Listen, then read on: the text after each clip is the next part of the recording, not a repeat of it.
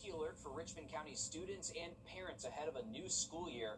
The U.S. Department of Education is putting the school district under a federal microscope tonight. Your Liz Owens joins us here live at 5 from the Safety Alert Desk with more. Liz. Will, earlier this month, the U.S. Secretary of Education sent a warning to school districts across the country: protect students from sexual misconduct or risk losing federal funding. Richmond County School District was on the list. It's one of 20 districts across Georgia and the nation to receive a letter from the U.S. Department of Education's Office for Civil Rights. And it's about the 2023-2024 Civil Rights Data Collection submission. The department wants to know whether the district is following federal requirements when responding to student reports of sexual harassment and assault. Now, we don't know the details behind this investigation. One of the reasons that we don't have a lot of information is that data that is in question still isn't public yet. Still a lot more questions involved with this and how all of this came about. Liz, we look forward to more coming up at 6 o'clock too. An update tonight to a 12 on your side investigation. We now know who could be running the Burke County Sheriff's Office if Sheriff Alfonso Williams is suspended by Georgia Governor Brian Kemp. Now, records show Colonel Lee Webster was named chief deputy. That happened yesterday. This follows a 6-count federal indictment accusing Williams of taking cash to throw out DUI tickets. That happened between 2021 and 2022, which is labeled as extortion, and illegally transferring a gun to a convicted felon in 2023. The extortion count each carry up to 20 years in prison, and the firearm charge up to 15 years plus fines in supervised release. The FBI and GBI are investigating. Georgia Post says it will investigate, and they are aware of all of this.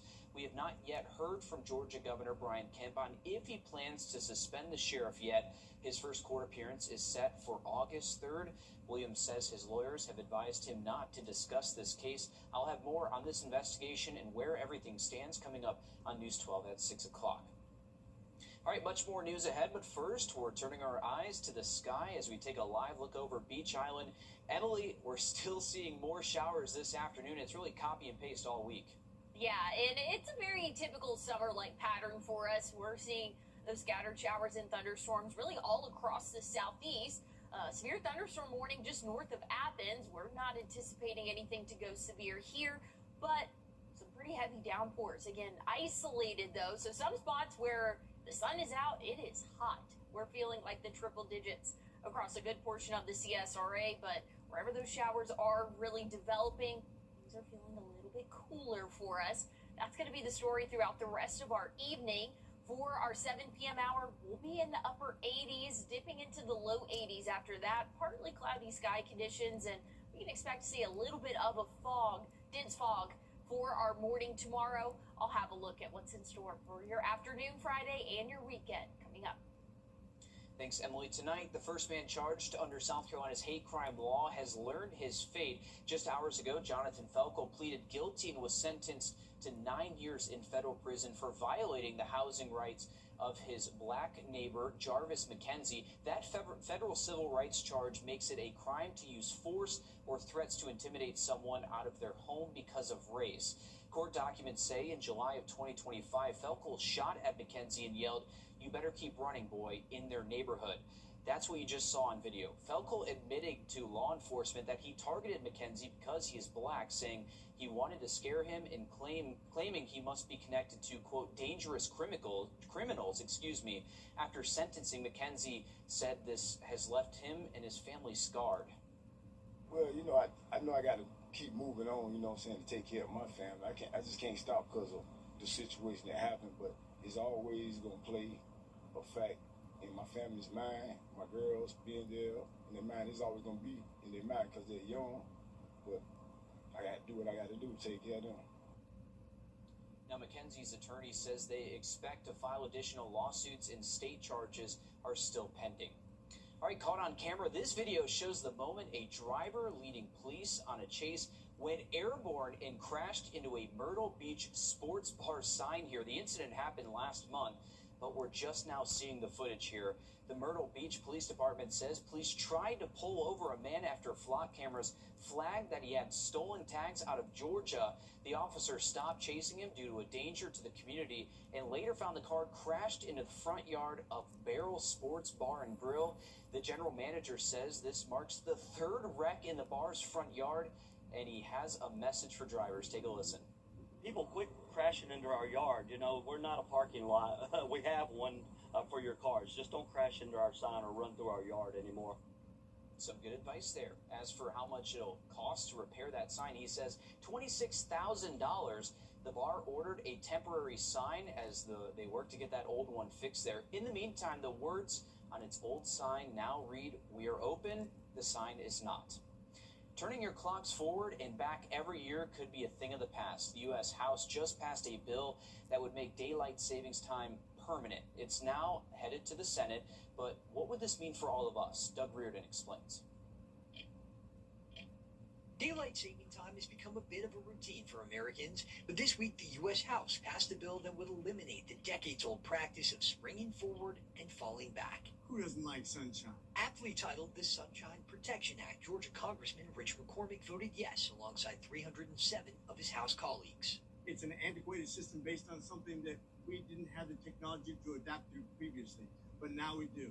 We've had tons of depression, anxiety, all kinds of adjustment problems, financial difficulty, economic challenges. I would say I hear it from more of my clients than the opposite. Mallory Callens is a mental health professional in Roswell. She says that when it gets darker earlier, some people struggle with seasonal depression, and that little bit of daylight in the PM hours makes a big difference. You know, people have a harder time getting outside, getting vitamin D from the sun. There's a lot of benefits that we get just from being in the sunlight and getting fresh air. And sure, it could be temporary, but for somebody who's already experiencing a mental health struggle, this routine change can trigger it to be worse. Opponents of the bill worry about the impact in the AM hours. How does a 9 a.m. sunrise sound in Georgia? Lawmakers we spoke to who voted to keep daylight saving time in place say for farmers, kids waiting at the bus stop, and commuters, it wouldn't be a good thing, leaving them in the dark for the most important parts of their day. If the bill clears the Senate, President Donald Trump has already indicated that he would sign it. Emily. I personally wouldn't be too mad about that, but that is because I'm getting up around 9:30, so wouldn't really impact me too much. Looking at our current radar, we are still tracking showers and thunderstorms across a good portion of the CSRA. I'll have a look at how long we can expect these rain chances to stick around coming up. All right, guys, here we go. An explosive diarrhea outbreak linked to a foodborne parasite is growing across the country. We'll show you two North Carolina farms that say their practices could help prevent outbreaks like this.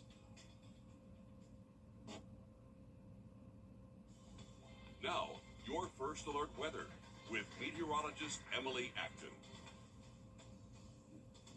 Well, if you have outdoor plans this evening, just know there is going to be that chance of a hit or miss shower.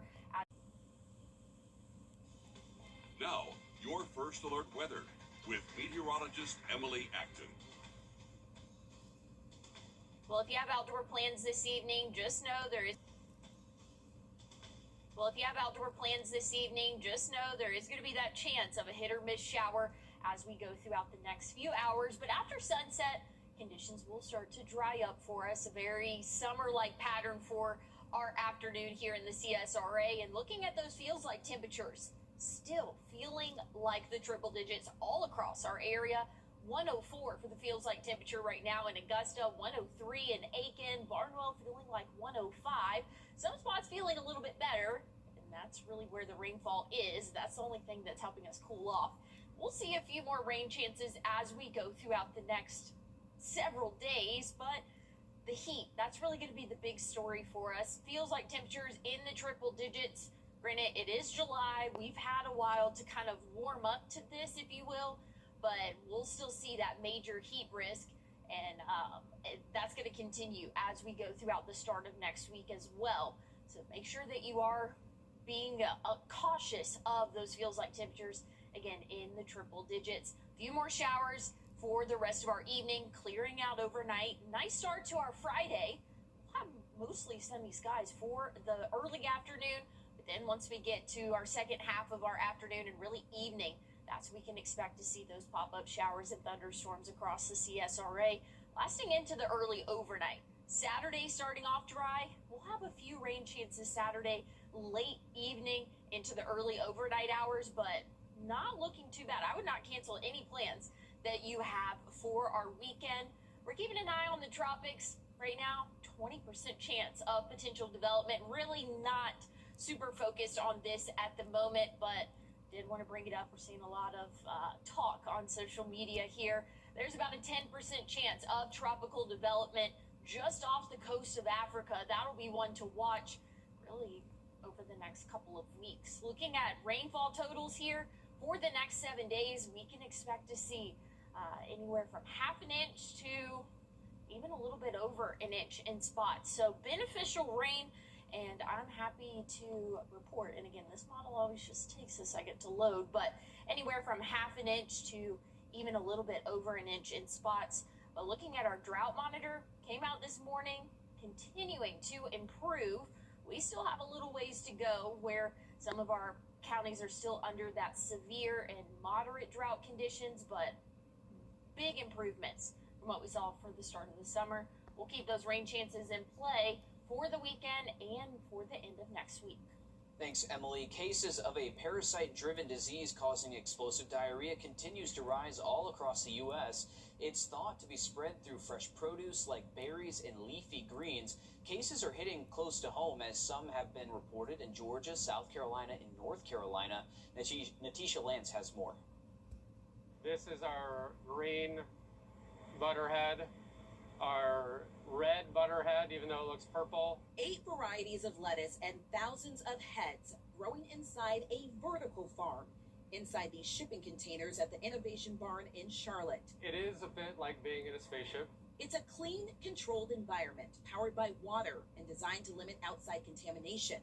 It's a setup gaining a lot of buzz right now, with cyclosporiasis cases on the rise. I don't want to say 100% no, that can't happen, because I guess anything can happen, but it's very unlikely that things like that will happen in an environment where we're paying so much attention to all those safety factors. Adrena Farms head farmer Julian Jacobs says they spend a lot of time cleaning and on sanitation and recreating outdoor farming conditions inside, like wind and sun, all controlled through the push of a button on a smartphone. There's Farm 1, Farm 2. We can see what the temperature is here, humidity, our CO2 level. The digital system helps the farm harvest 400 pounds of lettuce every week that is sold to restaurants and at the Matthews Farmers Market, where Jacob says demand was high this past weekend. Our lettuce sold out in an hour, and we typically sell everything we bring, but it was really fast. But local farms do not seem to be at risk of contamination right now. Food that you buy at a farmer's market, food you buy from local produce companies like us, that food as of now is being deemed safe. Erin Bradley is the director of farm and food programs at Fresh List. The company helps connect local farmers with restaurants and the community to supply locally grown produce. She says their restaurant clients are taking extra precautions with products coming from bigger distributors. They're washing everything really thoroughly when it comes in. They're making sure that it's not sitting out in a hot kitchen for very long, making sure everything is fully cooked, and just kind of taking an extra step and an extra precaution on hygiene. And Bradley and Jacobs recommend that consumers ask questions about where produce originates when shopping or dining out, and to wash produce thoroughly regardless of source. All right, new rules are coming for South Carolina restaurants after Shrimpgate revealed some places were serving imported shrimp while advertising local. Next, what the new law will force restaurants to tell you starting in October. Age well. New rules are coming for restaurants across South Carolina after lawmakers approved a measure aimed at giving customers more information about the shrimp on their plate.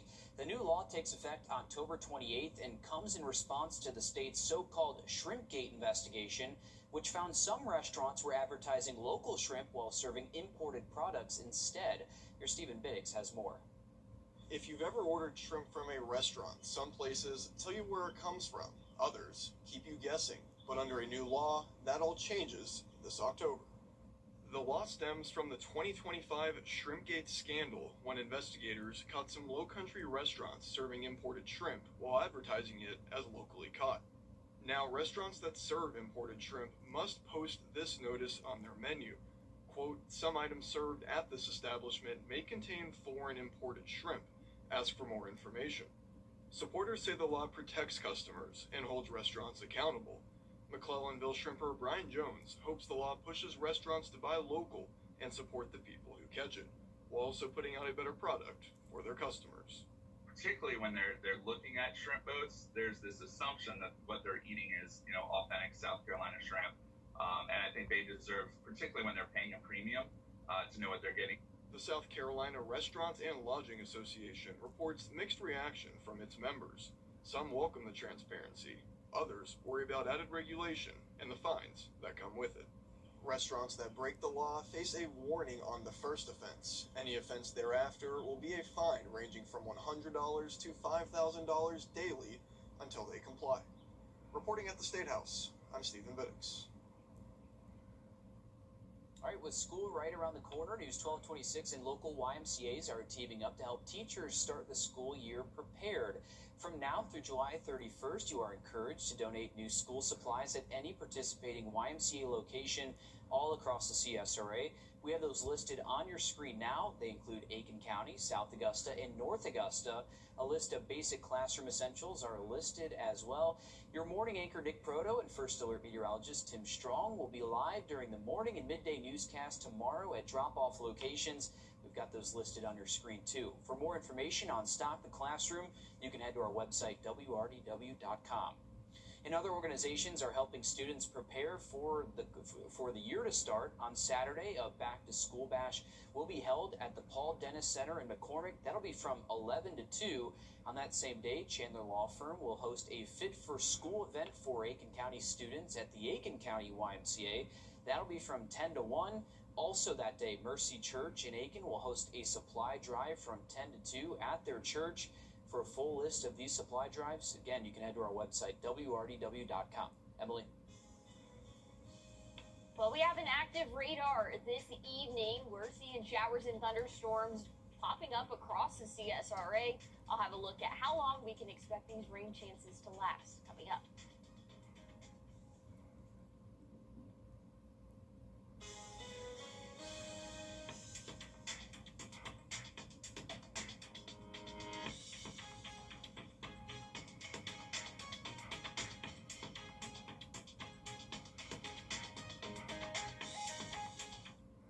Well, we're still tracking those showers and thunderstorms across a good portion of the CSRA. This is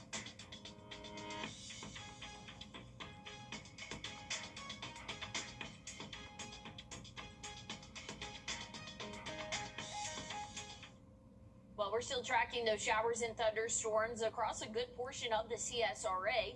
This is going to continue on for the next hour or so, maybe closer to 2 hours, but things will dry out for the overnight. So if you do have any outdoor plans this evening, it really is just going to depend on where you are. I mean, these are those hit or miss showers where it's completely dry and sunny. Right now in portions of Richmond County feels like 105, and then if you go just a little bit off to our west, or even a little portion in southern Richmond County, seeing the heavy downpour. So again, it's going to be these isolated storms that were typical for this time of year. We're very used to seeing this weather pattern, and that's going to be the story tomorrow as well. Dry and hot for most of the afternoon. As we get later on into the day, though, pop-up showers and thunderstorms. So still not a bad day for the pool. Just have that First Alert weather app downloaded so you know when rain or lightning has been detected in your area. That's going to be a good tool to have, even through the weekend as well, as we're going to see those rain chances really sticking around. Temperatures, though, will remain in the low to mid-90s. Parker's Rewards. You're watching News 12 live at 5. Continues. Thank you for watching News 12. Parker's Rewards. You're watching News 12 live at 5. Continues. Thank you for watching News 12 live at 5 on WRDW, now streaming live on WRDW+. I'm Wrdw. We'll get back to Emily. You've been busy once again this afternoon tracking some showers for us. Yeah, we're seeing pretty scattered showers and thunderstorms this late afternoon. I think we can go ahead and say evening at 5:30, but tracking those storms as we go throughout the next couple of hours. If you have outdoor plans, keep that First Alert weather app close, because there's some spots where it's dry, hot, sunny, and others you're seeing heavy downpours with lightning. So it's really those hit or miss showers that we have seen for the past month or two, and we'll continue to see for a little while longer. Overnight tonight, 74 for our morning low, so a little bit warmer than what we saw yesterday. We'll keep those rain chances in play until about sunset, then really dropping off for the overnight. We'll dip into the 70s not until early tomorrow morning, but again, right around 74 for our morning low. I'll have a look at what's in store for your Friday and weekend coming up. Thanks, Emily. Travel is a major barrier for healthcare, especially for many veterans, but that could start to change. VA Augusta just launched its own ambulance service for veterans with complex medical needs. The executive director says this program will help remove transportation barriers that keep local veterans from getting care. Your Sydney Palmer has more. The VA here in Augusta has the highest CMS rating out of any other healthcare system in the area, and this program hopes to help them continue to climb the ranks. CMS stands for the Centers for Medicare and Medicaid Services, and this year VA Augusta got 4 stars. The ambulance program introduces 2 ambulances fully staffed with a driver and several EMTs. The program aims to provide transport to those with specialized medical needs. James Doling, interim executive director, says around 25% of veterans in the CSRA fall under this umbrella. So it could be someone that is incapacitated, could be wheelchair bound, need oxygen, need cardiac monitoring, extra treatment from a physician or a nurse. In Augusta, Sydney Palmer on your side. And veterans can arrange their ride by calling the number you see there on your screen. That's 706-733-0188. Of course, we'll have this on our website as well, WRDW.com. A data center boom is taking shape in the CSRA, and tonight Jefferson County leaders will explore the idea of possibly building one there. A public meeting will be held at 6 tonight to discuss what data centers are, its impact, and opportunities for Jefferson County. That meeting will be at the Old Armory Multi-Purpose Building. Again, that's tonight at 6 o'clock. A big concern many homeowners have about data centers is then possibly having to foot the bill for those data centers. Georgia Power says it's standing by its promise to keep your energy bills affordable. Naomi Watson is at Georgia Power headquarters in Atlanta with what the company says it's doing to protect customers. Many people we've talked to worry that more data centers will lead to higher utility bills, but Georgia Power says customers are not affected by the surge in data centers. Georgia Power is rolling out what it calls a customer protection pledge as the data center industry in the state continues to grow, promising to keep rates affordable, strengthen the grid, and make sure big new power users like data centers pay their share. Matthew Kent with Georgia Power says rapid growth is exactly why the company wants to reassure customers. So Georgia's seeing a lot of growth right now, and we want to reassure people that we are working with them and that we are able to meet the growth that Georgia is seeing. Georgia Power says new customers using 100 megawatts or more, including data centers, help pay for the infrastructure built to serve them. The company says that's one reason base rates are frozen through at least 2028. Kent adds those large users also pay a monthly minimum bill, even if they don't end up using the power. We worked on rules and regulations with the Public Service Commission last year to make sure that those large load users are signing contracts that protect residential and commercial ratepayers. Still, the state wants a closer look. Last week, the Georgia Public Service Commission, which regulates utility bills, voted to review how Georgia Power charges data centers. Commissioner Peter Hubbard says it's about transparency and accountability. It's not really in my power, in my interest to stop what they're doing necessarily, but I just want them to do it the right way. Georgia Power says it supports that review. So this is just another step in that process to make sure, again, that we're being affordable for everyone, and we welcome that process. Georgia Power says it's also on track to help the typical customer save an average of $102 annually starting in 2029.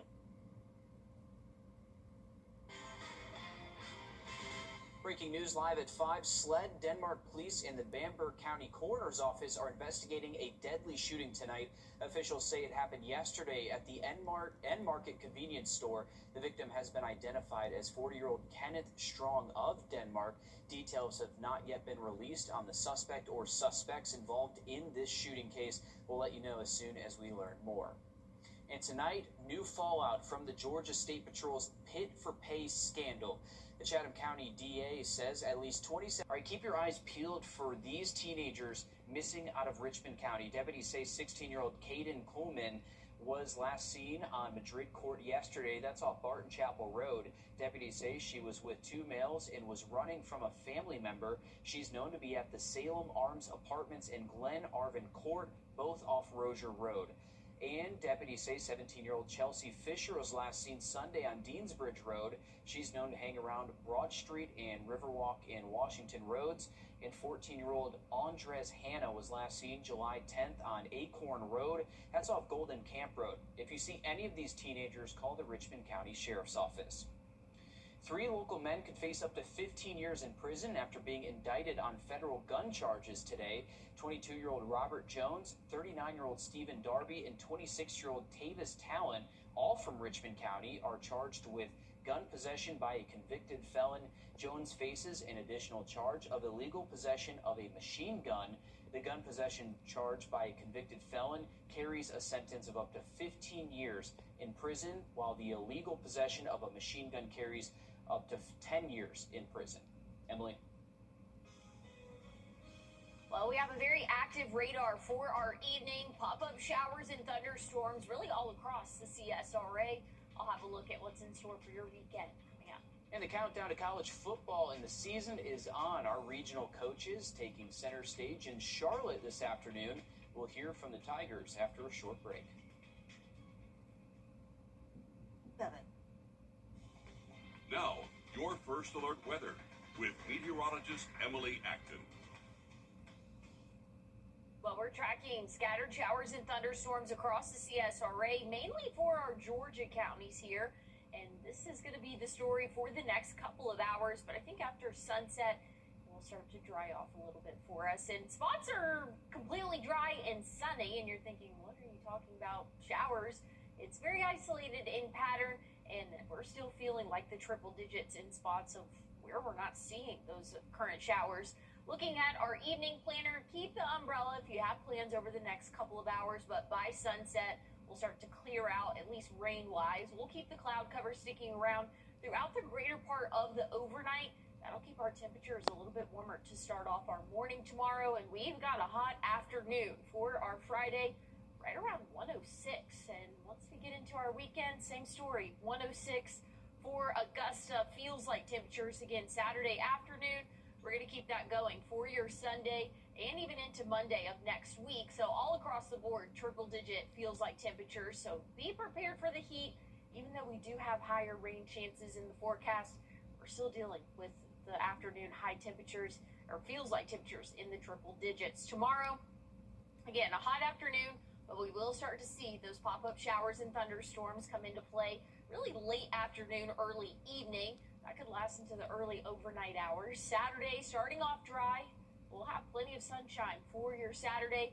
For the late evening hours, really around sunset, that's when we can expect to see a few pop-up showers. But Saturday looks to be one of the drier days out of the next few. And speaking of dry, our drought monitor, not too bad. We have seen improvements. Again, this is the latest run, and this came out this morning, seeing abnormally dry for most of the CSRA, and everywhere else is not under current drought conditions. I will say a few of our counties, Bamberg, Barnwell, Allendale, and Screven counties, they're still dealing with moderate to even severe drought conditions, but big improvements for most of us here in the CSRA. We'll keep temperatures in the low to mid 90s for the next 7 days. Rain chances pick up just a little bit for your Sunday. Once we get into the work week next week, a little bit of a drier start before rain chances come back into play. Thanks, Emily. When all of the football coaches of a conference get together in one city, it's a sure sign that college football is just ahead. We'll have more insight on the SEC next week, but Alyssa, all eyes on Charlotte with the ACC. Yeah, we have 6 athletes from the CSRA playing in the ACC this season, representing Virginia, Syracuse, Clemson, Tech, and North Carolina. That's a lot. Last season, this conference was a roller coaster, going from early season high expectations to the debate of their eventual weakness and almost miss the college football playoff. As we saw, the U ended up going the distance despite some hurdles that ended up being a cause for correction this offseason. Now, if you remember, 5 teams were tied for second place by the end of the regular season. The rulebook had to go down to the 5th tiebreaker, conference opponent winning percentage, to have that opponent for Duke in the end. Now, if they run into this scenario again, if head-to-head doesn't break that tie, they're going to be using team success rankings from Sports Source Analytics. Who you play, when you play, the games that you win, non-conference as well as conference, will matter. And that's a change. That's a major change in college sports and certainly for the ACC. We talked a lot about it. We used a lot of consultants. We did 10,000 algorithms of different scenarios. So they came up and did that research. The quarterback battle alive and well in Death Valley, so much so they did not bring a quarterback to ACC kickoff, which is very, very rare for them. Chris Vizina is the presumed starter. Both Dabo and offensive coordinator Chad Morris saying as such this week. Now, with a dual threat freshman quarterback taking the same practice reps, anything can happen between those two. Now going into camp, it's CV and it's Tate. It's CV's job to lose, and it's Tate's opportunity to go win it. And what happens in camp, I don't know. I don't have a crystal ball. Does it go into game, season? I have no idea. We will find out really, really quick, though. In case you missed the news, our parent company, Gray Media, announcing our broadcast partnership with the Atlanta Hawks. All non-nationally televised Hawks regular season games will air free over the air on our Peachtree Sports Network, making Gray Media the team's official broadcast partner. The full broadcast schedule will be released soon, so just be on the lookout, especially if you got into the craze of the NBA with the Knicks. Well, if you have an iPhone, you probably can't wait to use some of the new features in the latest operating system. You can download iOS 27 now. But should you? I'm Jamie Tucker. The answer coming up. Well, Apple just released a test version of iOS 27, a new operating system with a ton of new features. Your consumer tech reporter Jamie Tucker has more. By now you know what iOS 27, a new operating system with a ton of new features. Your consumer tech reporter Jamie Tucker has more. By now you know what a beta version is. It's a test version of software before the official launch. Well, now Apple is inviting everyone to download the beta version of iOS 27, try it, report back, and get an early look at what's coming this fall. Signing up for the beta version is easy. Just go to Apple's beta program, sign in with your Apple account, and agree to the terms. Once you've enrolled, open settings where you can download and install new software. Install iOS 27 just like you would any other software update. Before you do, understand that beta software comes with risks. You may notice shorter battery life, occasional bugs, or apps that don't work properly because the developers haven't updated them yet. And before installing it, back up your phone, either to the cloud or to a computer, just in case something goes wrong. Apple's new Siri is the main reason people are downloading the beta, but after installing it, don't expect every AI feature to work immediately. Your phone has to finish downloading and indexing your information first. Plus, to use the new Siri, you have to sign up and wait to be approved. Keep in mind, iOS 27 is a large program. You'll need over 32 gigabytes of free storage, and the installation can take quite a while. It's best to do it when you're home and connected to your Wi-Fi network. Even better if you have an old iPhone, one you don't use every day, download and test the beta version there. Let everyone else discover the bugs, let Apple fix them, and download the official release this fall. That's What the Tech. I'm Jamie Tucker. All right, with school right around the corner, News 1226 and local YMCAs are teaming up to help teachers start the school year prepared. From now through July 31st, you are encouraged to donate new school supplies at any participating YMCA location in the CSRA.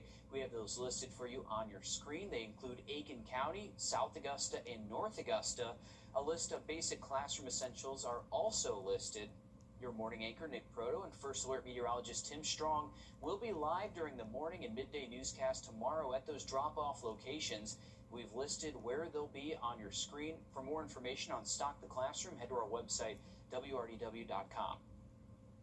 And other organizations are helping students prepare for the new school year as well. On Saturday, a back-to-school bash will be held at the Paul Dennis Center in McCormick. That'll be from 11 to 2. On that same day, Chandler Law Firm will host a Fit for School event for Aiken County students at the Aiken County YMCA. That'll be from 10 to 1. Also that day, Mercy Church in Aiken will host a supply drive from 10 to 2 at the church. And for a full list of supply drives, head to our website, wrdw.com. Emily? Well, we've been talking about those showers and thunderstorms throughout our afternoon and evening. We do have a special weather statement that just came out for portions of Hancock and Warren counties. That goes for about another 20 minutes, roughly. Just some heavy downpours and winds up to about 50 miles per hour. I'll have a look at what's in store for the next 7 days coming up. And as we head to break, you're taking a look at Riverview Park in North Augusta, where the 30th annual Nike Peach Jam is being held. We'll be right back.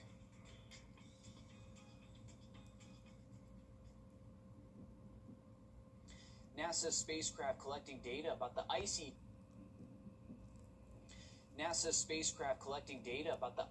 dwarf planet Pluto has woken up after nearly a year of hibernation. During its sleep, the instruments continued collecting and storing data.